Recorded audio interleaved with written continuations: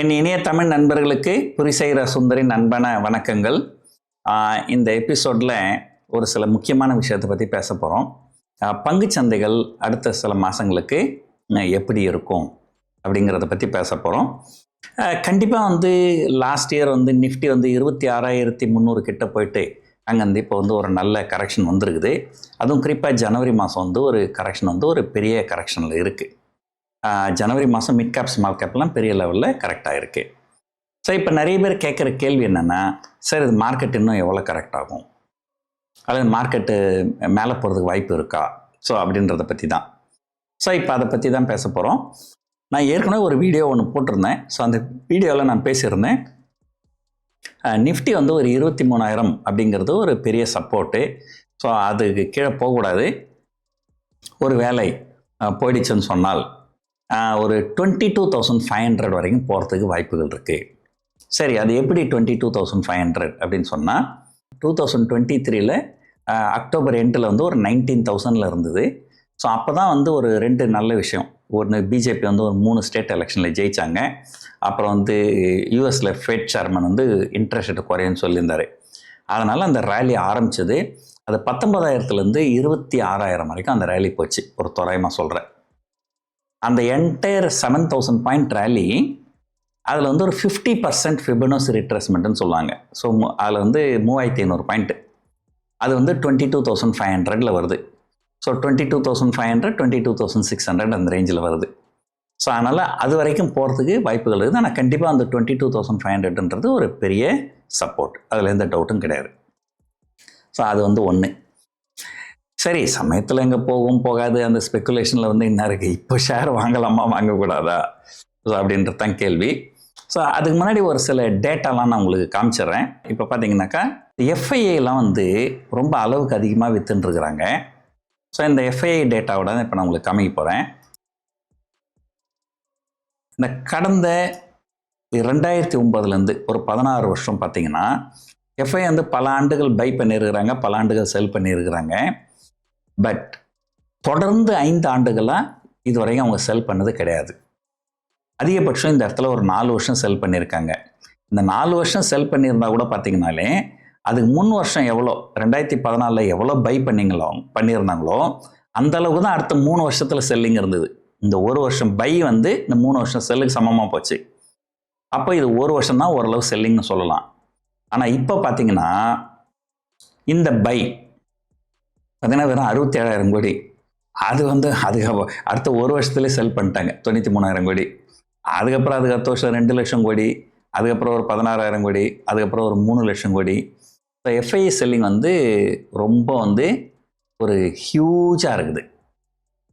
So இது கண்டிப்பாக இந்த எஃப்ஐ செல்லிங் ஓரளவு சப்சைட் ஆகணும். அப்போ தான் மார்க்கெட் ரெக்கவரி ஆகிறது வாய்ப்பு இருக்குது.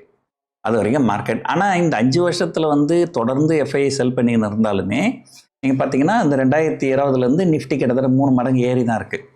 ஸோ அது வேறு விஷயம். இது அப்படியே 1:1 காரலேஷன்லாம் கிடையாது இல்லைங்களா. ரெண்டாவது, இந்த எஃப்ஐ செல்லிங் பற்றி நம்ம பேசும்போது நம்ம வேறு சில முக்கியமான விஷயத்தையும் நம்ம பேசிடணும்.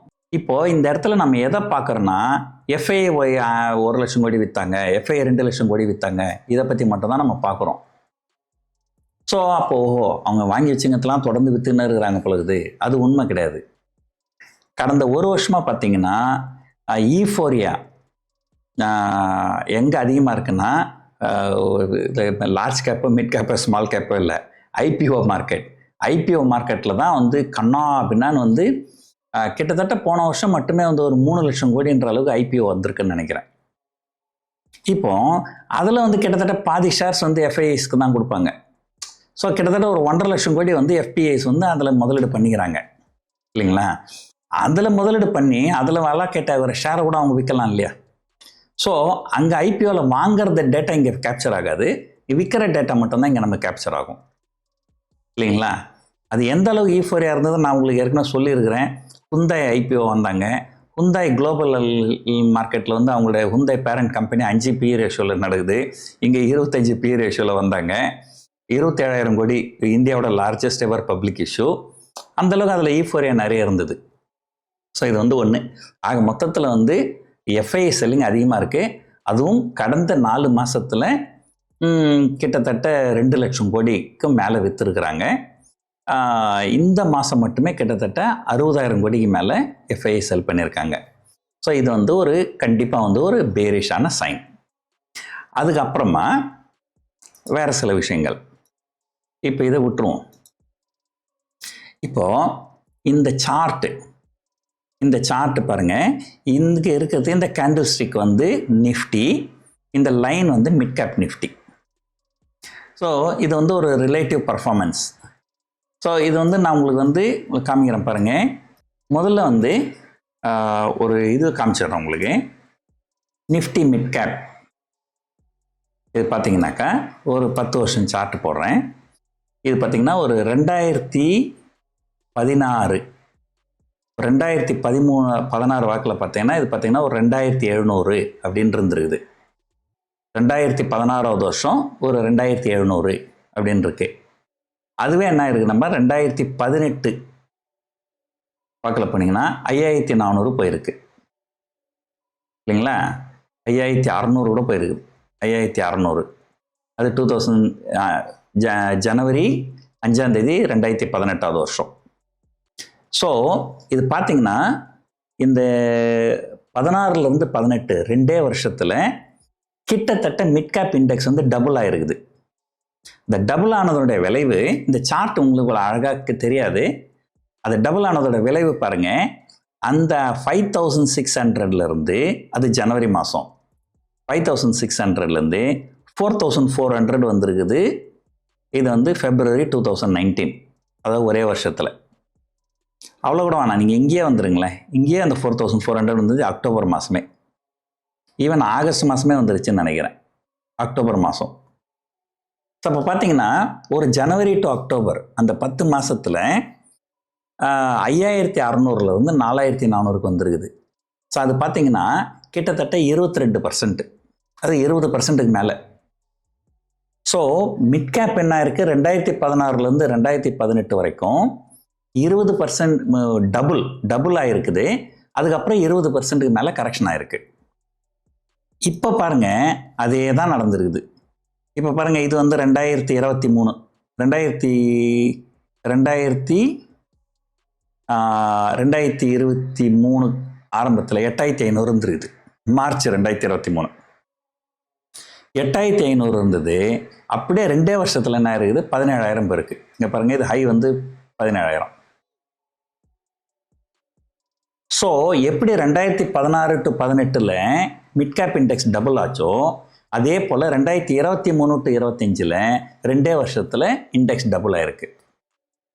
ஸோ அதே லாஜிக் படி பார்த்தீங்கன்னா அப்போது 100% ஏறினதுக்கப்புறம் 20% கரெக்ஷன் ஆச்சு. இப்போ 100% ஏறி இருக்குது. இப்போ 20% கரெக்ஷன் வரல. இப்போதைக்கு கிட்டத்தட்ட 12% தான் கரெக்ஷன் ஆயிருக்கு. ஸோ இன்னொரு 8லேருந்து 10% வரைக்கும் மிட் கேப்பு கரெக்ட் ஆகிறதுக்கு வாய்ப்புகள் நிறைய இருக்குது.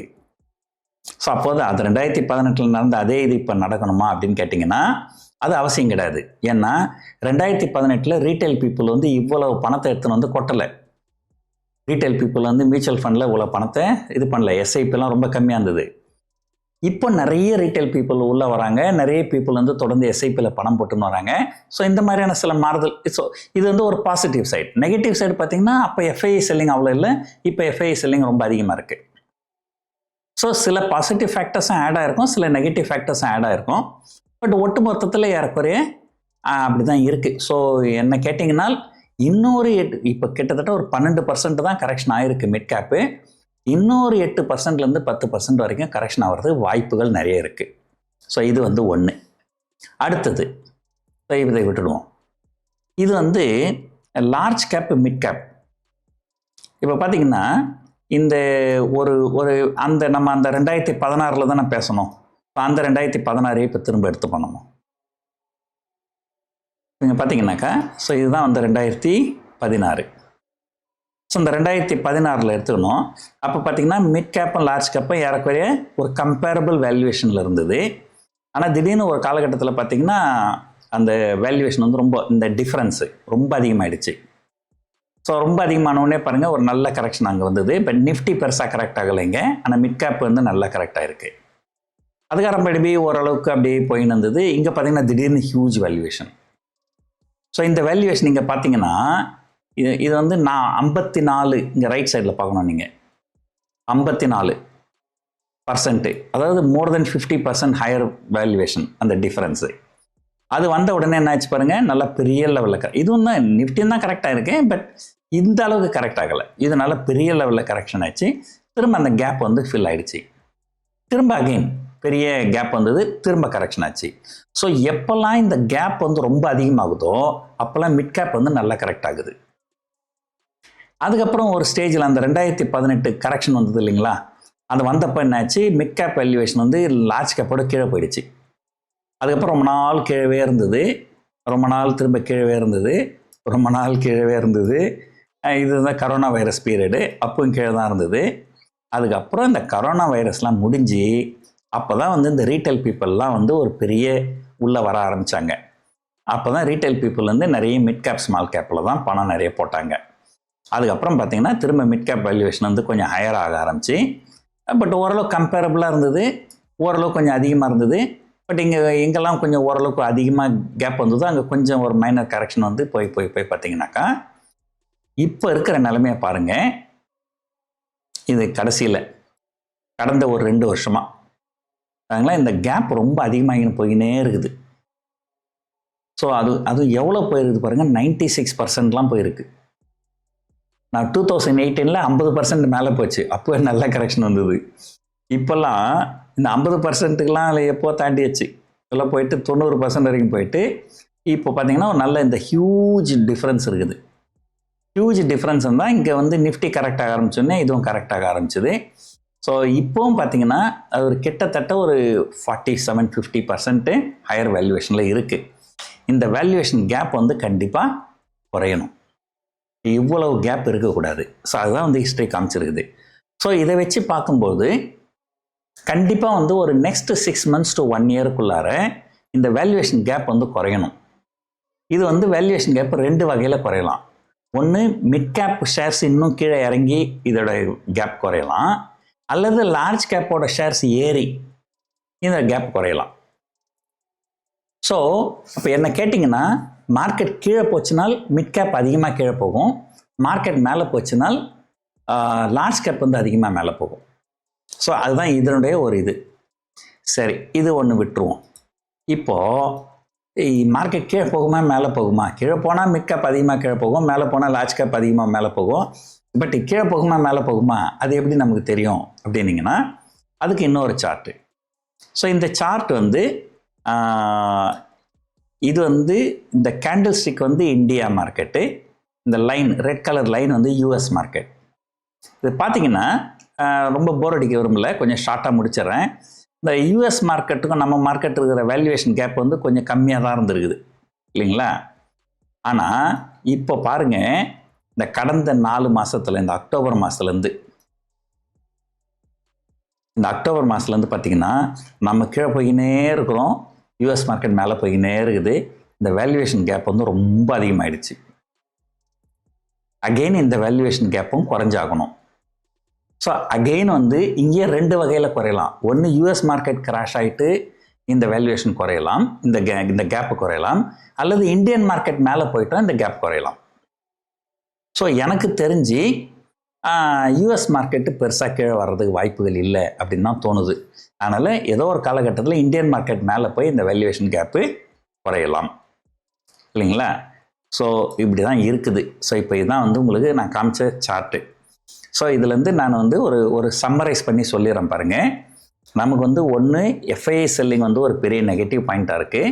அதே நேரத்தில் டொமஸ்டிக் பீப்புள், ரீட்டைல் பீப்புள் நிறைய உள்ளே வந்து அதை கொஞ்சம் காம்பன்சேட் பண்ணுறாங்க.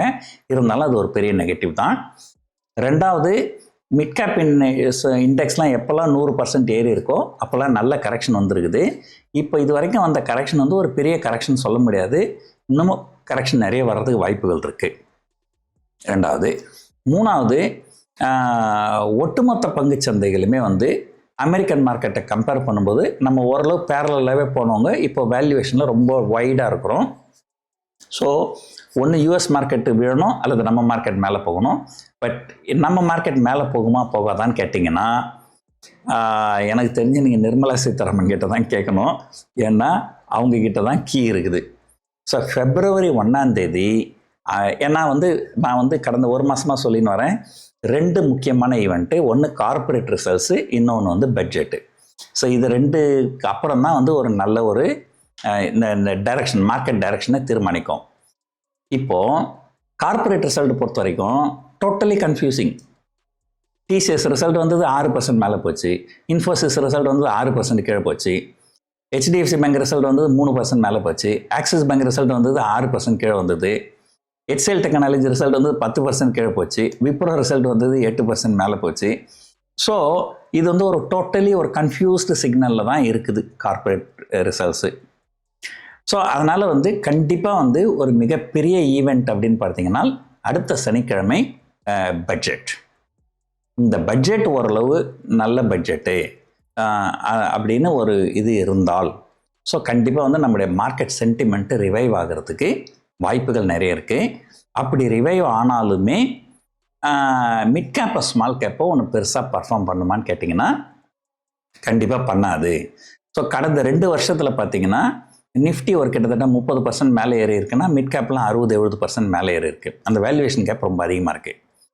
ஸோ அதனால் நீங்கள் என்ன கேட்டிங்கன்னா, இந்த சமயத்தில் நீங்கள் எப்போ மார்க்கெட் ரொம்ப டோட்டலி பேரிஷாக இருக்கோ, ரொம்ப அன்சர்டனாக இருக்கோ, அந்த சமயத்தில் தான் நீங்கள் ஒரு கான்ட்ரா பெட் எடுத்து நீங்கள் இன்வெஸ்ட் பண்ணணும். அதே நேரத்தில் மொத்த காசையும் இன்வெஸ்ட் பண்ணக்கூடாது. ஒரு ₹100 வச்சுக்கிறீங்கன்னா ஒரு ₹25 இன்வெஸ்ட் பண்ணலாம். மீதி ₹75 டெப்ட் ஃபண்டில் வச்சுருங்க. அதில் இன்ட்ரெஸ்ட் வரட்டும். ஸோ நீங்கள் வாங்கின பங்குகள் இன்னொரு 10-20% கீழே இறங்கிச்சினால் அப்போ நீங்கள் வாங்கி ஆவரேஜ் பண்ணிக்கலாம். அதில் மேலே போச்சுனாலும் சந்தோஷம், ஒன்றும் பிரச்சனை இல்லை, கையில் வச்சுங்கிற ஷேர் ஏறப்போகுது. ஸோ இது கான்ட்ரா பெட்டுன்றது எப்படின்னா ஓகே எல்லாமே மோசமாக இருக்குது, அப்போது மார்க்கெட் ஏதோ ஒன்று நடந்து மார்க்கெட் டர்ன் அரவுண்ட் ஆகும். அது டர்ன் அரவுண்ட் ஆகாமல் போனாலும் போகலாம். அப்போது டர்ன் அரவுண்ட் ஆகணும்னா அது ஒரு ட்ரிகர் தேவைப்படுது. அந்த ட்ரிகர் தான் பட்ஜெட். ஸோ இந்த பட்ஜெட் உண்மையிலே ஒரு நல்ல பட்ஜெட்டாக இருந்து, அவங்க ஏற்கனவே நான் ஒரு தடவை சொல்லியிருக்கிறேன், 2019 ஃபைனான்ஸ் மினிஸ்டர் ஏதோ ஒரு FPI டாக்ஸேஷன் பற்றி பேசி விட்டாங்க. அதனால் மார்க்கெட்டை போட்டு அடின்னு அடிச்சாங்க. FPI தொடர்ந்து செல் பண்ணாங்க. இந்த மார்க்கெட் சென்டிமெண்ட்டை எப்படி டர்ன் ஓவர் பண்ணுறதுன்னு தெரியல. அதனால் ஒரு நாள் திடீர்னு ஒரு மீட்டிங் வச்சு கார்பரேட் டேக்ஸ் 30% 22% குறைச்சி விட்டாங்க. அப்படியே மார்க்கெட்டு ஃப்ளைங் பறந்தது மார்க்கெட்டு. அதுதான் அந்த கேண்டில் கூட நிர்மலா கேண்டில்னு தான் பேர் வச்சுக்கிறாங்க ஸ்டாக் மார்க்கெட்டில். ஸோ எதுக்காக சொல்ல வரேன்னா, இந்த FII கண்ணை மூடின்னு விற்கிறானுங்க, இவ்வளோ பங்குச்சந்தை இவ்வளோ தூரம் பெரிய கரெக்ஷன் ஆகுது, இது எப்படி டர்ன் அரவுண்ட் பண்ணுறது? முதல் கேள்வி என்னென்னா, கவர்மெண்ட் ஏன் ஸ்டாக் மார்க்கெட்டை டர்ன் அரவுண்ட் பண்ணணும்னா, ஒரு நாடு எக்கானமி நல்லா இருக்கணும்னா கண்டிப்பாக ஹெல்த்தியான ஸ்டாக் மார்க்கெட்டும் இருக்கணும். அது இல்லைன்னா உங்களுக்கு நல்லது கிடையாது. ஸோ இதை பண்ணணும்னு நினச்சி ஏதாவது ஒரு அதிரடியாக மேபி என்ன பண்ணலாம், ஒன்று STT ஏதாவது குறைக்கலாம். அது குறைச்சாங்கன்னா ஸ்டாக் மார்க்கெட் சென்டிமெண்ட்டு பயங்கரமாக இம்ப்ரூவ் ஆகும். அல்லது இந்த நிறைய பர்சனல் இன்கம் டேக்ஸ்லாம் குறைக்க போகிறாங்க அப்படிங்கிற மாதிரியான ஒரு செய்திகள் நிறைய வருது. அப்புறம் இது புதுசாக கம்பெனி ஆரம்பிக்கிறவங்களுக்கெல்லாம் கன்செஷனல் டேக்ஸ் ரேட்டு 18%ன்ற மாதிரி செய்தி வருது. ஸோ எதுவும் இந்த பட்ஜெட்டில் எதுவும் கெடுதல் எதுவும் பண்ணாமல் ஒரு நல்ல விஷயங்கள்லாம் ஏதாவது பண்ணாங்கன்னா கண்டிப்பாக மார்க்கெட் சென்டிமெண்ட்டு டர்ன் அரவுண்ட் ஆகி நம்ம வேல்யூவேஷனும் US வேல்யூவேஷனும் கேட்சப் ஆகணும். நம்ம லார்ஜ் கேப் வேல்யூவேஷனும் மிட் கேப் வேல்யூவேஷனும் கேட்சப் ஆகணும். அதனால் இந்த லார்ஜ் கேப் இந்த வருஷம் நல்லா பர்ஃபார்ம் பண்ணுறதுக்கு வாய்ப்புகள் நிறைய இருக்குது.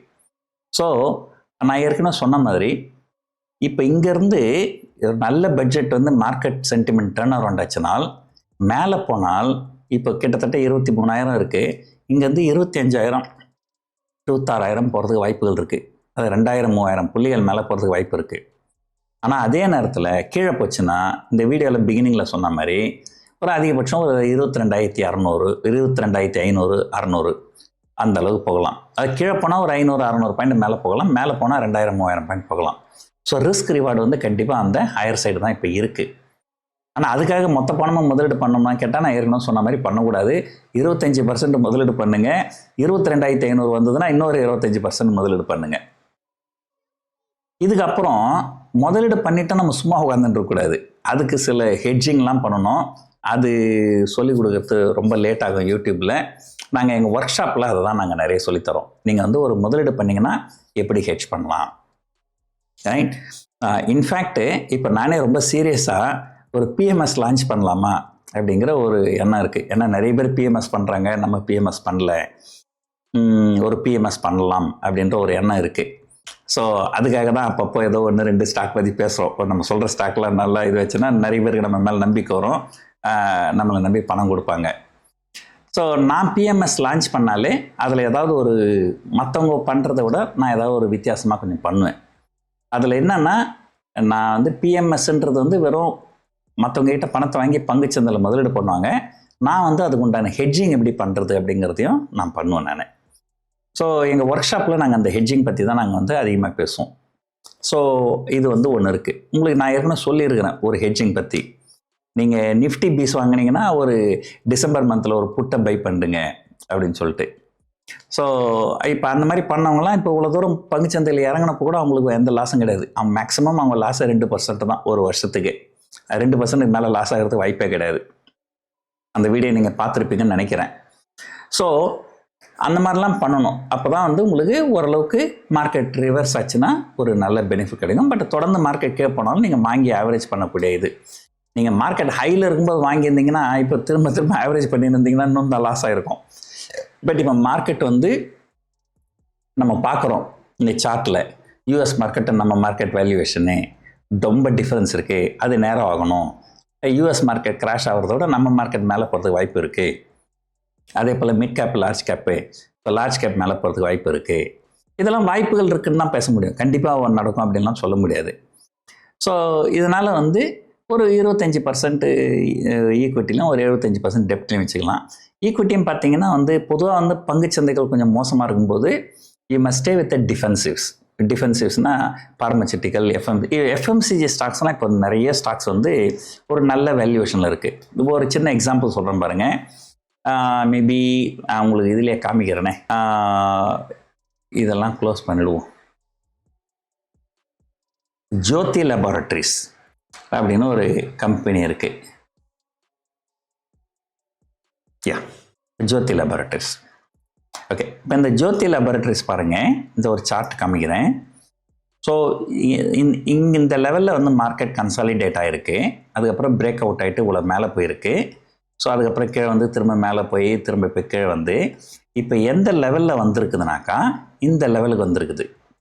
இந்த லெவல் பாருங்கள், இது வந்து செப்டம்பர் 2023, செப்டம்பர் அக்டோபர் இல்லைங்களா? ஸோ அப்போ வந்து நிஃப்டி வந்து 19,000 இருந்தது. அப்போ நிஃப்டி 19,000 26,000 போயிட்டு இப்போ 26,000 23,000 வந்திருக்கு. ஆனால் அந்த ஜோதி லேபார்டரிஸ் பார்த்திங்கன்னா அந்த 370 600 வரைக்கும் போயிட்டு இப்போ திரும்ப அதே 370. ஸோ இப்போ அதாவது இப்போ என்ன வேல்யூவேஷனில் இப்போ ட்ரேட் நடக்குதுன்னா, கண்டிப்பாக வந்து இந்த வேல்யூவேஷன் எந்த வேல்யூவேஷனில் இருக்குன்னா நிஃப்டி 19,000 இருந்தப்போ எங்கே இருந்ததோ அந்த வேல்யூவேஷன் வந்திருக்கு. அது வந்து ஒன்று. அதுக்கப்புறம் நீங்கள் வந்து ஏதோ கொஞ்சம் ஏதாவது சில வெப்சைட்டில் போயிட்டு அதனுடைய இது, ஏன்னா ஒருவேளை ஏதாவது இதில் பிரச்சனைகள்லேருந்து இந்த மாதிரி இறங்கியிருக்கலாம் இல்லையா, அதையும் பார்க்கணும் நீங்கள். ஸோ இப்போ பார்த்தீங்கன்னா இது வந்து ஒரு இப்போது அது 36 PE ரேஷியோவில் நடக்குது. இது ஒரு ஜோதி லேபார்டரிஸ்னால் லேப்னு பார்த்தோன்னே பார்மசூட்டிக்கல் நினச்சிப்போம். இது பார்மசூட்டிக்கல் கிடையாது. இது வந்து எஃப்எம்சிஜி இண்டஸ்ட்ரி. ஸோ இப்போ இங்கே கீழே வந்தீங்கன்னா இது பாருங்கள், இந்த பியர் கம்பேரிசன் இதெல்லாம் பார்த்தீங்கன்னா Godrej consumer 64 PE ratio, Dabur 52 PE ratio, Emami 31, Bajaj consumer இதில் பார்த்தீங்கன்னா இது வந்து ஓரளவு நல்ல ரீசனபிள் வேல்யூவேஷனில் இருக்குது. இல்லை, இது வந்து ஒரு நல்ல ப்ராஃபிட் மேக்கிங்கு, டிவிடெண்ட் பேயிங் ஒரு நல்ல கம்பெனி தான் இது. ஸோ இதை வந்து ஜஸ்ட் ஒரு எக்ஸாம்பிளுக்காக தான் நான் இதை சொல்கிறேன் நான் உங்களுக்கு. ஸோ இந்த மாதிரி வந்து ஓரளவு நல்ல ஆல்ரெடி கரெக்டான FMCG stocks, pharmaceutical stocks, so இந்த மாதிரி டிஃபென்சிவ்ஸ், சைக்ளிக்கல்ஸ் போகக்கூடாது. இந்த பேங்க்ஸு, ஆட்டோ அதெல்லாம் போகக்கூடாது இப்போது இல்லைங்களா? ஸோ இதெல்லாம் கொஞ்சம் முதலீடு ஒரு 25% பண்ணிங்கன்னா ஒரு வேளை வந்து பட்ஜெட் நல்ல பட்ஜெட்டாக வந்து மார்க்கெட் டர்ன் அரவுண்ட் ஆகி நல்ல மார்க்கெட் மேலே போனாலும் போகலாம். அப்போ நல்ல ஒரு கன்ஃபர்மேஷன், நல்லா கண்டிப்பாக மார்க்கெட் மேலே போகுன்ற ஒரு கன்ஃபர்மேஷன் வந்ததுக்கப்புறம் வேணால் சைக்ளிக்கல்ஸ் கொஞ்சம் ஆட் பண்ணிக்கலாம் கொஞ்சம் கொஞ்சமாக. ஸோ இப்போதைக்கு டிஃபென்சிவ்ஸில் இருக்கிறது தான் நல்லது. கண்டிப்பாக வந்து நீங்கள் வந்து சில ஸ்டாக்ஸ், அதாவது வந்து இண்டஸ்ட்ரியல் யூனிலிவரு, பிரிட்டானியா, ஜோதி லேபார்டரிஸு, இந்த மாதிரி நிறைய எஃப்எம்சிஜி ஸ்டாக்ஸ்லாம் வரணும் நல்லா கரெக்டாக இருக்குது. ஸோ அந்த மாதிரி பார்க்கலாம் நீங்கள். ஸோ மொத்தத்தில் வந்து ஸோ இந்த நட்ஷல் என்னென்னா, ஓகே, பட்ஜெட் வந்து is going to make or break the market. So ஆனால் சம்டைம்ஸு பட்ஜெட் வரட்டும், அது முடிவு தெரிஞ்சதுக்கப்புறம் வாங்கிக்கலாம்னா, அது பட்ஜெட் முடிஞ்ச அன்னைக்கவோ அல்லது மறுநாளோ பங்குச்சந்தை எல்லாருமே மேலே ஏறிட்டு, ஐயோ நேற்று 100 இருந்தது, இன்னைக்கு 110 ஆச்சு, 10% எப்படி அதிகமாக கொடுக்குதுன்னு வாங்கிறதுக்கு மனசு வராமல் அது அப்படியே 150 200 போயிடும். ஸோ அந்த ஒரு இதுவும் இருக்குது. ஸோ எப்போ ரொம்ப அன்சர்டனிட்டி இருக்கோ அப்போ கொஞ்சம் முதலீடு பண்ணுறது நல்லது. அது வந்து கான்ட்ரா இன்வெஸ்டிங் இல்லைங்களா? ஆனால் அதே நேரத்தில் மொத்த காசையும் நீங்கள் முதலீடு பண்ணக்கூடாது. இப்போ என்ன கேட்டிங்கன்னா, 100 இருந்தால் 75 வந்து டெப்ட் ஃபண்டில் போடுங்க, 25 ஈக்விட்டியில் போடுங்க. அந்த ஈக்விட்டியில் வந்து டிஃபென்சிவ்ஸில் போடுங்க. அதுவும் கூடிய வரைக்கும் லார்ஜ் கேப்பில் போடுங்க. மேபி ஒரு 60-70% லார்ஜ் கேப்பு, ஒரு 20-30% ஸ்மால் கேப்பு, நல்ல குட் குவாலிட்டி ஸ்மால் கேப்பு, அந்த மாதிரி நீங்கள் போடலாம். இந்த மாதிரி போட்டிங்கன்னா ஒரு ஸ்ட்ராட்டஜி நம்ம இது பண்ணால் தான் வந்து ஓரளவுக்கு நல்லா சர்வை பண்ண முடியும். கூடிய வரைக்கும் உங்களுக்கு திறமை இல்லைன்னு நினச்சிங்கன்னா நீங்கள் ஏதாவது ஒரு நல்ல ஃபண்ட் மேனேஜர்கிட்ட காசை கொடுத்துடலாம். ஸோ கூடிய சீக்கிரம் நானும் பிஎம்எஸ் லான்ச் பண்ணலான் இருக்கிறேன். பார்ப்போம், என்கிட்ட கொடுத்தீங்கனாலும் நானும் பண்ணி கொடுக்கலான் இருக்கிறேன் நான். ஸோ இந்த வீடியோ உங்களுக்கு ரொம்ப பிடிச்சிருக்கும்னு நினைக்கிறேன். இந்த வீடியோவை பார்த்ததுக்கு நன்றி, வணக்கம்.